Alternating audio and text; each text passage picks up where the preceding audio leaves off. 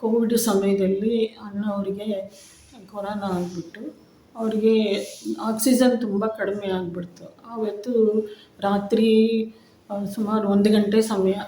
ಆಗ ಇದು ಆಂಬ್ಯುಲೆನ್ಸಿಗೆ ಬುಕ್ ಮಾಡಿ ಆಂಬ್ಯುಲೆನ್ಸ್ ಬಂತು. ಆಗ ಅವ್ರನ್ನ ಕರ್ಕೊಂಡೋಗಿ ಅದು ಜಿಲ್ಲಾ ಹಾಸ್ಪಿಟ್ಲಲ್ಲಿ ಅಡ್ಮಿಟ್ ಮಾಡಿದ್ವಿ. ಮತ್ತು ವಾಪಸ್ ಬರಬೇಕಾದ್ರೆ ಅದೇ ಆಂಬ್ಯುಲೆನ್ಸಲ್ಲಿ ನಾನು ವಾಪಸ್ ಬಂದೆ. ಆಗ ಮಧ್ಯರಾತ್ರಿ 2:30 ಸಮಯ. ಆ ಸಮಯದಲ್ಲಿ ಬಾಬಾವರೇ ನನ್ನ ಮಗನಾಗಿತ್ತು ಎಲ್ಲ ಥರದ್ದು ಸಹಕಾರ ಕೊಟ್ಟು ಅವರನ್ನು ನಮಗೆ ಮಾಡಿದ್ರು. कोविड के टाइम में 2019 में भी हमारा युगल को कोविड का अटैक हुआ था, तो उसका सांस भी बहुत मीन्स ब्रीथिंग का भी बहुत इश्यू हो गया। तो तब रात 1 बज चुका था, तभी हमने एक एम्बुलेंस बनाकर उसको डिस्ट्रिक्ट गवर्नमेंट हॉस्पिटल में एडमिट कराया और मैं करने के बाद में उसी गाड़ी में वापस आई। तब भी समय ऑलमोस्ट 2:30 बज चुका था, क्योंकि कोविड के समय में वहाँ हॉस्पिटल में रहना नहीं था, तो इसीलिए मुझे उसको वहाँ एडमिट करके वापस आ जाना था। मैं अकेली वापस आई, लेकिन मैं बाबा को बच्चा के रूप में अनुभव किया, साथ में रखा, तो इसलिए मैं वापस आई। ಒಂದು ಸ್ವಲ್ಪನೂ ಹೆದರಲಿಲ್ಲ, ನಿಶ್ಚಯವಾಗಿದ್ದೆ ಮತ್ತು ನನ್ನ ಸ್ಥಿತಿ ಹಾಳು ಮಾಡ್ಕೊಳ್ಳಲಿಲ್ಲ. ಭಗವಂತ ನನ್ನ ಜೊತೆ ಇದ್ದಾರೆ, ಬಾಬನ ಮಗನಾಗಿ ನನ್ನ ಜೊತೆ ಇದ್ದಾರೆ, ಸದಾ ಅವರು ಇದ್ದಾರೆ ಅಂತ ನನಗೆ ತುಂಬ ನಿಶ್ಚಯನೂ ಬಂತು. मिडनाइट था, फिर भी मैं डरी नहीं, मैं हलचल में आई नहीं, मैं बाबा को साथ में रखा था। बाबा ही साथ में रहकर सब कुछ करा रहा है, बच्चा के नाते संबंध निभा रहे हैं, मेरे साथ साथ है, मेरे युगल के साथ है, ऐसे मैंने अनुभव किया। और मुझे ಅಣ್ಣವರು ಸ್ವಲ್ಪ ಜಾಸ್ತಿ ಸೀರಿಯಸ್ ಆಗಿಬಿಟ್ಟು ಆಮೇಲೆ ಹಂಗೆ ಅಲ್ಲೇ ಜಿಲ್ಲಾ ಹಾಸ್ಪಿಟ್ಲಲ್ಲೇ ಶರೀರ ಬಿಟ್ಟರು. ಆಗಲೂ ಸಹ ನನಗೆ ಡ್ರಾಮಾದಲ್ಲಿ ನಮ್ಮದು ಪಾತ್ರ ಎಷ್ಟಿದೆ ಆ ಥರ ಆಗಿದೆ ಅಂತ ಅಂದ್ಕೊಂಡು ನಾನು ಧೈರ್ಯ ತಂದ್ಕೊಂಡೆ. ಬಾಬಾ ಅವರು ನನ್ನ ಜೊತೆನೇ ಇದ್ದಿದ್ದಕ್ಕೆ ನನಗೆ ಎಲ್ಲ ಥರದ್ದನ್ನು ನಾನು ನಿಭಾಯಿಸೋಕ್ಕೆ ಆಯಿತು. फिर थोड़े समय के बाद वो बहुत ही सीरियस हो गए कोविड के इफेक्ट से, तो उनका बचाना भी बहुत मुश्किल था, बचना भी बहुत मुश्किल था, तो वो शरीर छोड़ दिया। तब मैं ड्रामा कल्याणकारी है मैंने जो भी है उसको साक्षी वो देखना है बोल के मैं ड्रामा को एक्सेप्ट किया और निर्भय रही। ಅಣ್ಣವರು ಅಮೃತವಳ್ಳಿಯಲ್ಲಿ ಶರೀರ ಬಿಟ್ಟರು. ಆಮೇಲೆ ಆವಾಗ ನಾನು ಅಕ್ಕವರಿಗೆ ಫೋನ್ ಮಾಡಿ ಹೇಳಿದೆ. ಅಲ್ಲಿ ಹೇಗಿತ್ತು ಅಂತಂದರೆ ಆ ಸಮಯದಲ್ಲಿ ಕೋವಿಡಿಂದ ಹೋಗಿದ್ದರಿಂದ ಯಾರು ನಮ್ಮ ರಿಲೇಷನ್ಸು ತುಂಬ ಜನ ಇದ್ದಾರೆ ಇಲ್ಲೇ ಮೈಸೂರಲ್ಲೇ, ಎಲ್ಲರೂ ಬಂದಿದ್ದರು. ಆದರೆ ಯಾರೂ ಹತ್ತಿರ ಬರೋದಕ್ಕೆ ಭಯ ಇತ್ತು, ಯಾಕೆಂದರೆ ಇನ್ಫೆಕ್ಷನ್ ಆಗುತ್ತೆ ಅಂತ. ಆ ಸಮಯದಲ್ಲಿ ಎಲ್ರಿಗೂ ತುಂಬ ಭಯ ಇತ್ತು.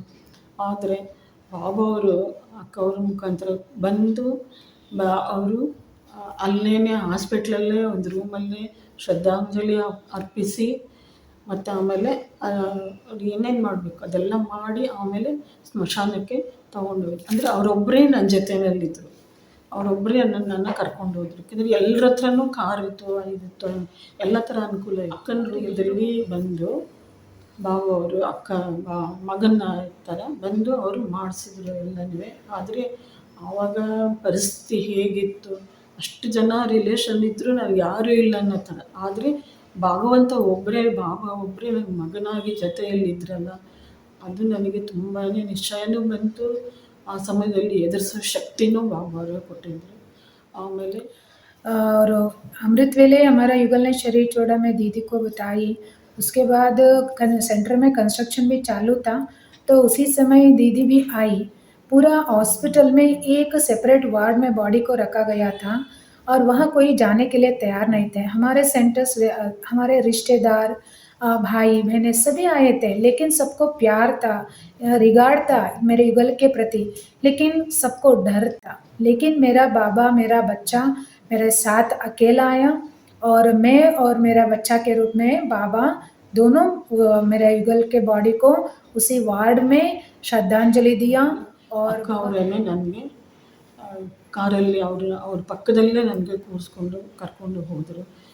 ಯಾಕೆಂದರೆ ಅಂಥ ಸಮಯದಲ್ಲಿ ಯಾರು ಹತ್ರನೂ ಬರೋದಿಲ್ಲ. ಅಂಥ ಸಮಯದಲ್ಲಿ ಬಾಬಾ ಅವರು ನನಗೆ ಮಗನಾಗಿ ಪಕ್ಕದಲ್ಲೇ ಕೂರಿಸ್ಕೊಂಡು ಕರ್ಕೊಂಡೋಗಿ ಅಲ್ಲಿ ಮತ್ತು ಆವಾಗಿನ ಸಮಯದಲ್ಲಿ ಕಿಟ್ ಅಂತ ಹಾಕ್ಕೋಬೇಕಿತ್ತು, ಅದನ್ನು ಹಾಕ್ಕೊಂಡು ಮಾಡಬೇಕಿತ್ತು, ಇನ್ಫೆಕ್ಷನ್ ಆಗುತ್ತೆ ಅಂತ ಅಂದ್ಬಿಟ್ಟು.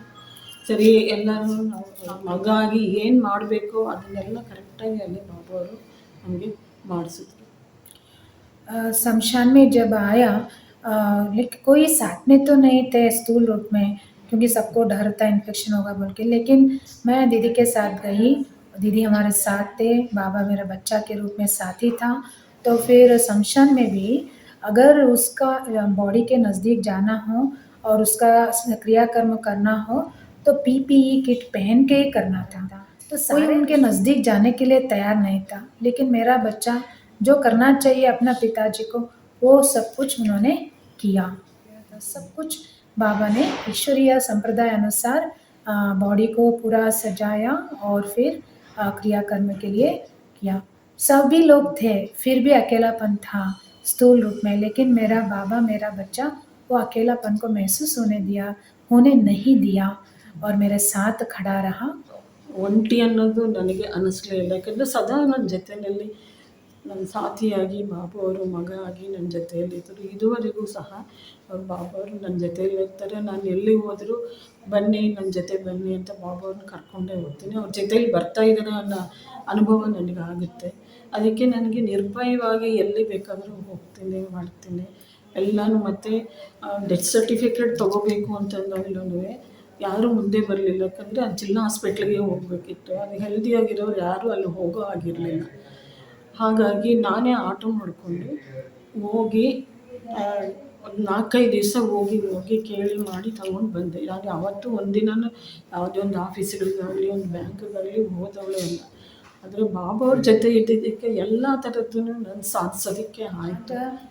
जैसे कि ये सब हुआ, मैं डरी नहीं, बहुत निश्चिंत थी, निर्भय थी, बाबा का साथ का अनुभव किया। फिर डेथ सर्टिफिकेट लाना था, उसके लिए भी वो वही डिस्ट्रिक्ट हॉस्पिटल जहाँ उन्होंने शरीर छोड़ा वहाँ जाना था। मैंने कभी लौकिक के हिसाब से अकेली गई ही नहीं, कोई कार्य में किया ही नहीं था, अनुभव ही नहीं था। लेकिन इस घटना में जो बाबा मेरा साथ होकर बच्चा के नाते अनुभव कराया, मेरे में बहुत हिम्मत आ गया। मैं ऑटो में अकेली गई, 3-4 दिन लगातार हॉस्पिटल में आना जाना करके मैं वहाँ से डेथ सर्टिफिकेट लिया और मैक्सिमम समय मैं बाबा के सेंटर में सेवा के लिए देती हूँ। बहुत खुशी से प्यार से सेवा करती हूँ। अभी ये जीवन अकेला नहीं है, मेरा बच्चा मेरा साथ है। तो ये कोई भी माँ को एक बच्चा जो सेवा देता है, सुख देता है, वही सुख, वही सहयोग और सेवा मेरा बाबा मेरा बच्चा दे रहा है। ಅದು ಹಾಗೆ ಬಾಬು ಅವರು ನನಗೆ ಮಗನಾಗಿ ಇದುವರೆಗೂ ನೋಡ್ಕೊಂಡಿದ್ದಾರೆ, ಮುಂದಕ್ಕೂ ಅವರೇ ನೋಡ್ಕೊಳ್ತಾರೆ.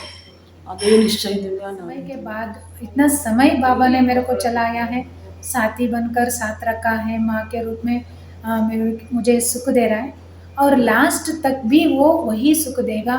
लास्ट तक वो बच्चा होके मेरा पालना करेगा और मेरा साथ निभाएगा, ये विश्वास मुझे में है।